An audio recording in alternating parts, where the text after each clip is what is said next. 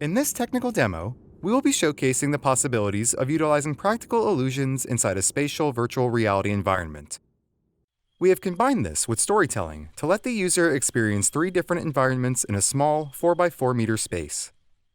Before we let the user experience any practical illusions, our first step is to let the user acclimate to its virtual environment. Welcome to our newest member of the Virtual Reality Research Department. It seems that you've received a new package on your desk from one of our colleagues. Please proceed to activate the device inside the package by pressing the blinking button. Our goal here is to make the user feel safe and comfortable enough to use its actual play space by exploration and stimulation. This can be done in multiple ways, like using visual clues, environmental storytelling, or dialogue to signal that the experience supports natural walking and interaction. When the user feels safe and comfortable enough to interact and walk around within the virtual environment, we can now start to recycle the user's play space by replacing the virtual environment through illusions. This is done by simply using a trigger to change the virtual environment in a way that it looks as a continuous path that the user can follow. As shown in this demo, the user is now in a completely new environment, while still being in its own 4x4 meter play space. Here the player has to navigate through a forest. By using natural borders, we can make sure that the user stays within its play space while still experiencing a large and immersive environment.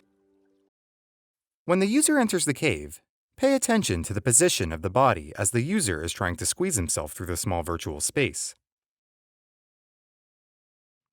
This is an example of how virtual reality causes the user to feel immersed in its environment.